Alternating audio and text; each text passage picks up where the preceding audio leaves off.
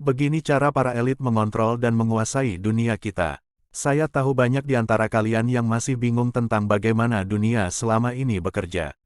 Apakah elit global benar-benar ada? Apakah mereka benar-benar mengatur dunia ini?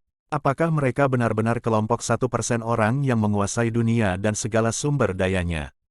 Jika iya, mengapa mereka tidak terlihat? Seharusnya mereka kaya raya, tapi mengapa mereka tidak pernah masuk daftar orang-orang terkaya di dunia? Mengapa mereka tak terlihat? Katanya mereka memegang kekuasaan di setiap negara. Dan pemimpin-pemimpin atau presiden negara semua bekerja di bawah kendali mereka. Mengapa mereka bagaikan mitos? Kebetulan saya menemukan sebuah surat yang pernah viral di internet, booming di akhir tahun 1999. Saat itu Indonesia sedikit mengenal internet, tapi, surat ini sudah viral di dunia barat. Dan banyak meyakini bahwa surat ini asli. Surat ini diyakini ditulis oleh seorang globalis. Sebutan untuk orang yang menyandang status elit global. Dan ia menceritakan bagaimana dia dan kawan-kawannya telah menguasai dunia secara tak terlihat. Beginilah isi surat tersebut. Dear penduduk dunia, saya percaya, waktunya sudah tiba untuk menunjukkan pada kalian beberapa kebingungan yang kalian hadapi dalam dekade akhir-akhir ini. Ini bagus buat kalian, untuk memahami beberapa hal ini. Sehingga, kalian bisa mengetahui bagaimana bersikap dalam tatanan baru atau New Order yang mana sekarang sedang membentuk bumi. Kami ingin, kalian bisa terlibat dan terintegrasi penuh dalam masyarakat baru kami. Lagi pula, ini untuk kepentingan terbaik kalian, jika kalian mau melakukannya. Pertama-tama ini bagus buat kalian, untuk memahami beberapa tujuan kami. Sehingga kalian bisa lebih kooperatif. Saya tidak bisa menceritakan pada kalian saat-saat berat yang akan kalian hadapi jika kalian menantang kami. Kami punya banyak cara untuk mengatasi para penantang. Saya hanya mengatakan kepada kalian, sekarang sudah sangat terlambat untuk membalikkan keadaan. Hari yang digunakan untuk menghentikan kami, sudah berlangsung sejak lama. Kami punya kontrol penuh terhadap dunia dan keuangan di dunia. Berikut propaganda besar di media massa dan tidak ada cara bagi negara atau kekuasaan apapun untuk mengalahkan kami. Kami punya mata di setiap level pemerintahan. Di setiap negara di dunia. Kami tahu apa yang sedang negara rencanakan. Karena mata dan telinga kami ada. Rahasia negara kami tahu persis. Dengan cara ini kami bisa menjaga orang agar tetap tidak seimbang dan selalu menghadapi kontroversi. Yang mana ini sangat membantu kami. Kalian pernah nggak melihat pertunjukan talk show? Beberapa dari kalian percaya bahwa kami dari golongan liberal dan orang-orang baik dari golongan konservatif. Pada kenyataannya keduanya melayani tujuan-tujuan kami. Setiap sisi hanya melayani dengan persetujuan kami. Dan, mereka tidak menunjukkan hal-hal yang sebenarnya. Dengan menciptakan kontroversi di setiap level, tidak ada orang yang bakal tahu apa yang harus dilakukan. Jadi, dalam semua kebingungan ini, kami maju terus dan memenuhi apa yang kami inginkan tanpa halangan. Sadarilah tentang Presiden Amerika Serikat, meskipun dia secara rutin mematahkan setiap cek dalam kekuasaannya. Tidak ada yang bisa menghentikannya. Dia terus maju dan melakukan apapun yang dia mau. Bagaimanapun juga Kongres tidak memiliki kuasa untuk menghentikannya. Dia akan melakukan apa yang kami inginkan. Karena jika dia tidak melakukannya, karena dia juga punya karakter yang gelap, kami bisa menggantikannya seketika dengan presiden lain. Bukankah itu strategi yang brilian? Kalian tidak bisa membawa kami ke ranah hukum. Karena kalian tidak bisa melihat kami. Dan pengadilan juga adalah pelayan kami. Kami menjalankan segala sesuatu sehingga kalian tidak tahu pada siapa kalian harus melawan. Saya harus mengatakan tangan tersembunyi ini sudah dirancang secara menakjubkan dan tanpa ada yang tahu sejarah pendahulunya. Kami mengatur dunia. Dan dunia bahkan tidak bisa menemukan siapa yang mengaturnya. Ini benar-benar hal yang menakjubkan. Di media massa kami menampilkan banyak hal pada kalian. Di mana, kami ingin kalian berlaku seperti yang tampak pada media massa dan itulah keinginan kami. Kami bisa mengirimkan pasukan Amerika atau Eropa ke daerah manapun yang kami suka kapanpun yang kami mau. Dan untuk tujuan apapun yang kami inginkan. Dan kalian akan mematuhinya dan dengan patuh pergi atas urusan bisnis kami. Berapa banyak bukti lain lagi yang kalian perlukan? Kami bisa membuat kalian berkeinginan untuk meninggalkan rumah dan keluarga kalian. Lalu pergi berperang hanya karena komando kami. Kami hanya perlu menampilkan beberapa omong kosong kepada kalian. Dari meja sang presiden atau dari berita-berita malam di TV. Lalu, kami bisa membuat kalian semua secara berapi-api melakukan apapun yang kami mau. Ketika ada dari kalian yang melawan kami punya cara untuk membuat kalian tampak menyedihkan seperti yang sudah pernah kami lakukan pada pergerakan militan kalian. Kami dengan senang hati menggunakan pergerakan ini untuk menunjukkan pada dunia bagaimana lemahnya perlawanan itu. Uang kalian sendiri telah membuat kalian terikat pada untaian rantai yang kami tempa. Sejak kami semua mengontrol keuangan, beberapa dari kalian berpikir kalian bisa melarikan diri dengan membeli beberapa tanah di suatu negara dan berkebun. Biarkan saya mengingatkan kalian, kalian masih membayar sewa tanah ke kami. Kalian mungkin menyebutnya sebagai pajak bumi dan bangunan. Tapi, uang pajak itu lari ke kami. Kalian lihat, kalian butuh uang. Tak peduli apapun yang kalian kerjakan. Jika kalian gagal membayar sewa tanah kalian ke kami bakal menyita tanah kalian dan menjualnya ke orang lain yang mampu membayar pada kami. Kalian pikir kami tidak bisa melakukannya. Dan dengan sewa tanah kalian, kami membayar untuk indoktrinasi anak-anak kalian di sekolah-sekolah umum yang sudah kami bangun.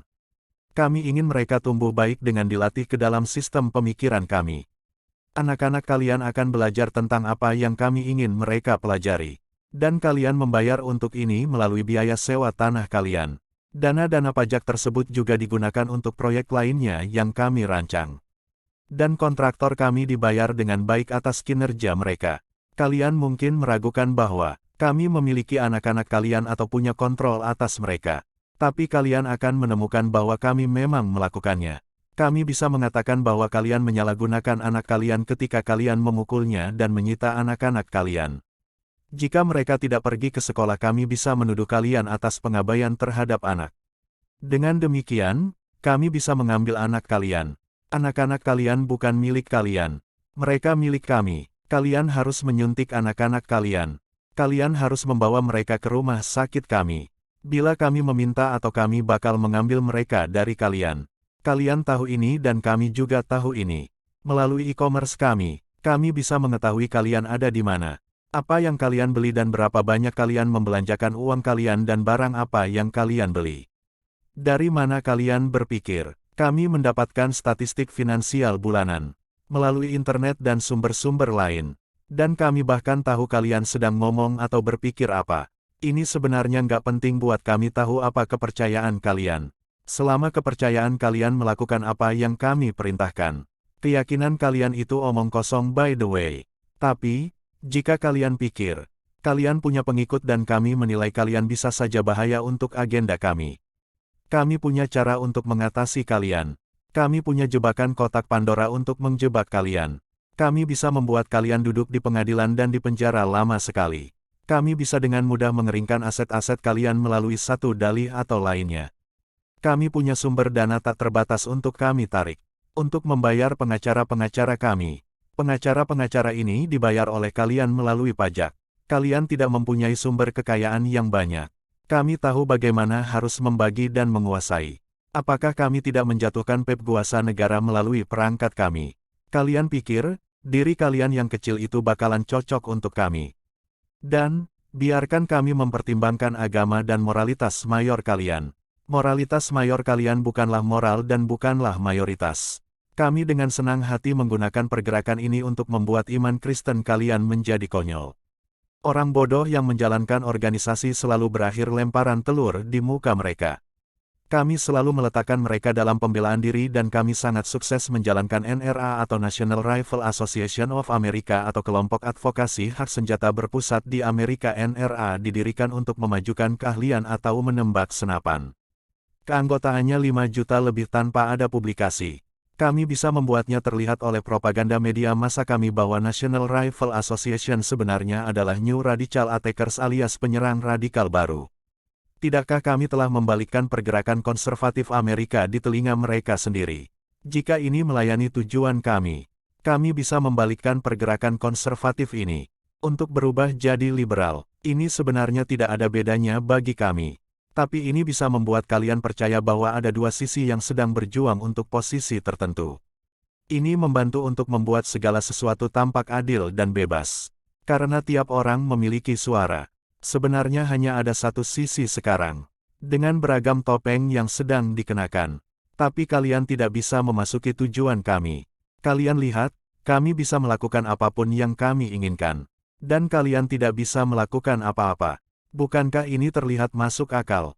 Bahwa kalian sebenarnya telah mematuhi dan melayani kami. Dengan kata lain, kalian telah termakan dalam perlawanan yang kalian pikir bisa memerdekakan kalian, kalian tidak akan bisa merdeka. Bayangkan saja bagaimana bisa, kami yang menyuplai bahan bakar untuk kendaraan kalian. Kami bisa mematikan suplainya kapanpun kami mau. Dengan dalih ada penurunan stok bahan bakar. Bagaimana jika kendaraan kalian rusak? Kalian tidak bisa mendapatkan suku cadangnya tanpa kami. Kami menyuplai semua uang yang kalian gunakan. Saat kami ingin, kami bisa menghentikan suplai uangnya. Atau kami membuat kejatuhan finansial berbarengan. Kami lalu bisa memerintahkan presiden untuk menyatakan bahwa semua uang itu tidak berguna. Dan kita bakalan memiliki uang baru. Semua simpanan uang tunai kalian akan habis dalam waktu singkat. Kalian tidak butuh makanan, kah? Jika diperlukan kami bisa membuat halangan truk yang bakal menghentikan semua pengantaran makanan ke toko lokal kalian. Kami bisa bikin kalian kelaparan kapanpun kami mau. Kalian cuma mendapatkan makanan karena kami menyediakannya kepada kalian dari meja kami. Selama Great Depression, kami yang mengontrol makanan kalian. Kami menimbun segunung makanan di balik layar. Dan kami membiarkan makanan itu membusuk. Kelaparan, lalu membuat kalian mau bekerja di camp pekerja kami. Walaupun sebenarnya ada cukup makanan untuk diberikan. Kalian pikir, kalian bisa mengalahkan kami. Kalian bilang, kalian masih bisa punya uang dengan cara menimbun emas saat krisis moneter. Kami bisa saja menerbitkan undang-undang yang melegalkan penyitaan emas seperti yang sudah pernah kami lakukan di Amerika. Bila kami temukan kalian ada yang menyimpan emas di rumah, kami bakal jebloskan kalian ke penjara. Dengan tuduhan tidak mematuhi undang-undang. Ketika di penjara kalian bakal bekerja untuk industri kami. Kami sudah membentuk gambaran camp pekerja di penjara saat ini. Sepertinya tidak ada yang keberatan dengan ini. Kami bisa menerbitkan undang-undang untuk melarang berkebun dan lalu membuat beberapa alasan ilmiah. Mengapa kalian seharusnya hanya membeli makanan dari kami? Jika seseorang melihat kalian menanam tomat, mereka akan melaporkan kalian kepada kami dan kami menangkap kalian. Lalu membuat kalian bekerja di sawah untuk kami. Oh, nasionalis yang bodoh. Tidak ada jalan buat kalian melarikan diri. Sejak lama kalian belum lahir kami sudah merencanakan penangkapan para nasionalis. Guru kalian dan para menteri sudah membentuk pemikiran kalian untuk kami dan jadilah generasi yang sekarang. Kalian tidak tahu bagaimana keluar dari pengaruh kami. Sebelum kalian akhirnya bunuh diri. Lanjutkan, dan rencanakanlah untuk bunuh diri. Ini hanya membantu kami mengatasi ledakan populasi manusia. Kalian tidak bisa menyakiti kami, menemukan kami. Atau bahkan membayangkan apa yang bakal kami lakukan. Saya menebarkan sedikit remahan ini. Sehingga kalian mungkin, bila kalian punya perasaan yang baik, mematuhi dan mengikuti perintah kami. Kami menjalankan Hollywood dengan film seperti Terminator dan Armageddon. Bersamaan dengan sejumlah besar film lain. Diciptakan untuk membuat kalian berpikir sesuai arahan kami. Kalian telah dibuat senang melakukan kekerasan. Sehingga saat kami mengirimkan kalian untuk membunuh orang jahat, yang sudah kami tentukan, kalian bergerak tanpa ragu. Kami sudah mendapatkan game arcade yang kejam di mall untuk menyiapkan mindset kalian akan pertempuran. Kami sudah menunjukkan pada kalian tentara dan polisi kami sebagai pasukan baik. Dan kalian tunduk pada hal yang tidak terpikirkan beberapa dekade yang lalu. Program seni kami dirancang untuk membantu kalian tunduk dan bahkan membantu tatanan dunia baru, New World Order. Star Trek dan kreasi film lainnya telah mengajari kalian mematuhi perintah dari penguasa internasional. Oh, manusia yang bodoh, kalian pikir kalian sedang dihibur. Padahal sebenarnya kalian sedang diedukasi. Bolehkah saya sebut ini, cuci otak, atau kontrol pikiran? Tentu saja, untuk membuat kalian lengah. Kami telah menginstruksikan pejabat pilihan kami untuk memperbaiki kejahatan dari kekerasan kami. Presiden Bush telah bicara soal kekerasan di film Hollywood. Ini tidak bisa mengatasi permasalahannya, tapi malah semakin membuat orang percaya bahwa masalahnya sedang terjadi, seks dan kekerasan adalah kekuatan terbaik untuk membantu kami menambah keuntungan. Bagaimana orang enggan untuk melepaskan seks dan kekerasan mereka. Sehingga kami menyajikan semuanya, seks dan kekerasan, sebelum mereka sadar. Dengan cara ini kami bisa menjaga otak mereka tetap terjajah. Dan mereka tidak punya integritas atau kuasa pikiran untuk berurusan dengan segala hal penting yang telah ditinggalkan sepenuhnya di tangan kami. Presiden Bush sudah sangat membantu kami. Kami tahu seperti apa karakter dia sebelum kami tempatkan dia sebagai presiden. Mengekspos dia benar-benar membantu untuk mengatur moral para pemuda dan angkatan di bawahnya. Yang lebih menyenangkan bagi kami adalah upaya sia-sia dari mereka yang berpikir. Mereka bisa menyingkirkannya di luar kehendak kami. Dia berguna untuk kami, dan dia tidak akan bisa digantikan oleh siapapun. Sampai kami siap untuk membuat dia tergantikan. Maafkan kami, jika kami tampak mengejek sistem kepercayaan kalian. Tapi kepercayaan kalian tampaknya sudah agak kadaluarsa. Apakah kalian tidak bisa melihat bahwa kebebasan kalian yang sia-sia dan kepuasan kalian tidak ada apa-apanya tanpa kami? Kalian melakukan apapun hanya kami mengizinkan, kalian bisa melakukannya. Kami mengganti presiden ketika kami siap.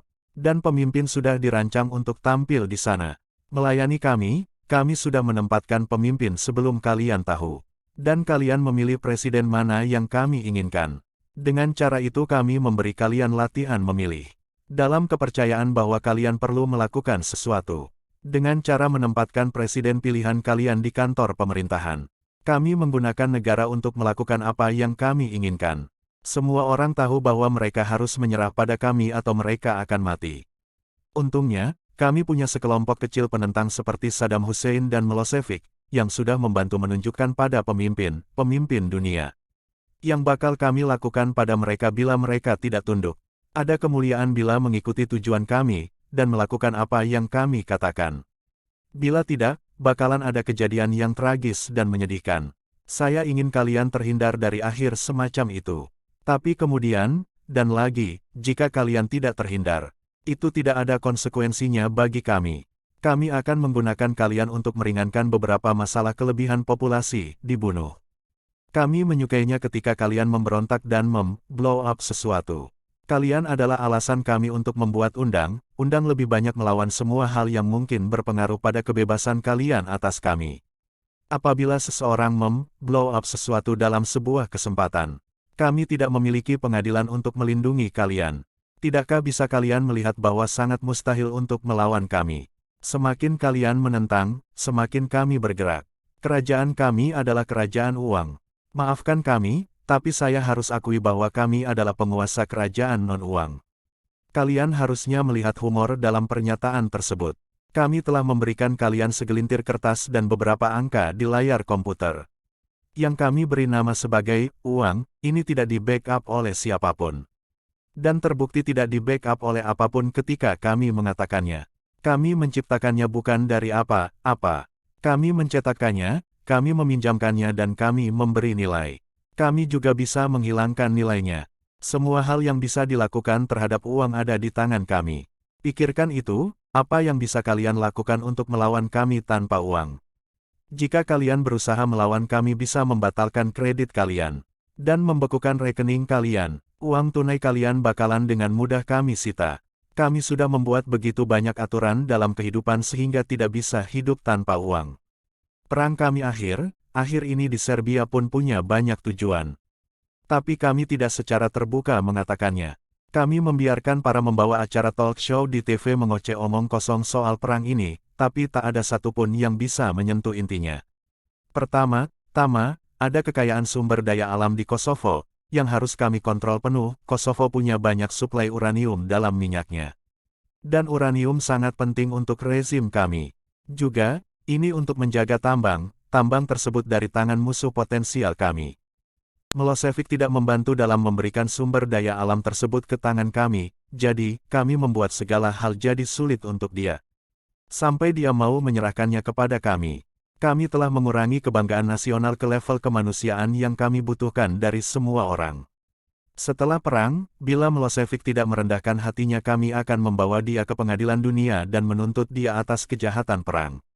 Kami membuat posisi tersebut agak cerdik, kan? Bagaimana bisa ada kejahatan perang semacam itu? Sifat alami perang adalah peraturannya tidak berlaku. Sangat menghibur melihat bangsa berusaha melawan peperangan. Menurut undang yang sudah kami terbitkan sebelumnya. Satunya kejahatan perang adalah kejahatan yang terlibat dalam perlawanan terhadap kami. Siapapun yang melawan kami, dia melawan undang kami. Seperti yang telah kalian lihat ketika seseorang untuk kami. Kami tidak peduli apa yang mereka lakukan. Bukankah Nelson Mandela seorang teroris penjinak bom yang membunuh banyak musuhnya? Kami membuat dia jadi pahlawan. Kami tidak mematuhi hukum ketika datang perang. Kami melakukan apa yang kami inginkan, kapanpun kami ingin, dan dimanapun kami ingin. Kami bisa membuat sebuah negara kelaparan sampai mati. Kami bisa menghancurkan warga sipil dan kengerian lainnya. Yang mana kami bisa membawa musuh kami ke pengadilan. Lihatlah contohnya, kami membombardir Serbia keluar dari akalnya. Membombardir warga Kosovo keluar dari rumah mereka, meracuni sungai dan aliran air mereka, mematikan listrik mereka, dan membuat krisis besar di negara itu. Lalu kami dengan mahir membuat semua ini seolah-olah adalah salah dari Milosevic. Dan Milosevic harus diadili atas ini. Lalu ada penjahat utama kami, Saddam Hussein dengan semua senjata penghancur massal dia. Manusia jahat ada banyak dan kami bisa menyuplainya, memanipulasinya, kapanpun ini cocok untuk kami. Ini adalah kenyataan yang sangat lucu jika kalian memikirkannya. Saya bukan seorang yang humoris tapi saya tertawa sendiri kadang-kadang terhadap apapun hal absurd yang sudah kami tempatkan sebelum kalian sadar dan kalian terang-terangan menerimanya. Apakah kalian pernah curiga, kalau pemimpin dunia gemetar atas kehadiran kami? Mereka tahu, mereka sebenarnya tak punya kuasa kecuali kekuasaan yang kami berikan. Kami tidak takut dengan Rusia dan China karena kami sudah pegang kontrol penuh atas sistem-sistem mereka. China tahu kalau kami bisa membekukan berapapun perusahaan mereka di Amerika dan semua modal mereka dalam satu coretan pena saja. Kami ingin kalian berada di dalam sistem. Ketika kalian membeli rumah kami tidak hanya menerima pemasukan pajak yang kami pakai untuk tujuan kami. Tapi, kami juga meningkatkan pertambahan besar atas bunga pinjaman. Kalian mungkin membayar rumah kalian 2 kali atau 3 kali lipat lebih mahal dari bunganya itu sendiri. Bunga pinjamannya juga dikenai pajak yang nantinya pajak ini akan digunakan untuk sektor-sektor berpengaruh yang kami pilih. Kami tidak ingin kalian hidup dengan gratis. Dan karena itulah kami membuatnya sepertinya semua ini milik kami. Kalian adalah properti kami, kalian adalah barang kami. Kami tidak akan mengizinkan kalian untuk membeli atau menjual kecuali tunduk pada otoritas kami. Jika kalian menempuh jalur hukum untuk melawan kami akan menggunakan nama kalian di luar sana dan pada akhirnya kalian akan kalah. Jika kalian menggunakan kekerasan kami akan mengakhirinya dengan mengirimkan kalian ke kamp buruh kami. Lebih tepatnya bisa disebut industri penjara. Kalian butuh uang kami, hiburan kami, uang kami, bahan bakar kami. Dan utilitas kami berfungsi. Dan bila kalian tidak memilikinya kalian merasa hampa. Dengan ini, kalian dibuat untuk menyerah kepada kehendak kami. Hormat kami, teman globalis kalian. Jadi, sudah mulai ada bayangan dan sudah mulai mengertikan, bagaimana para globalis elit global mengontrol dunia.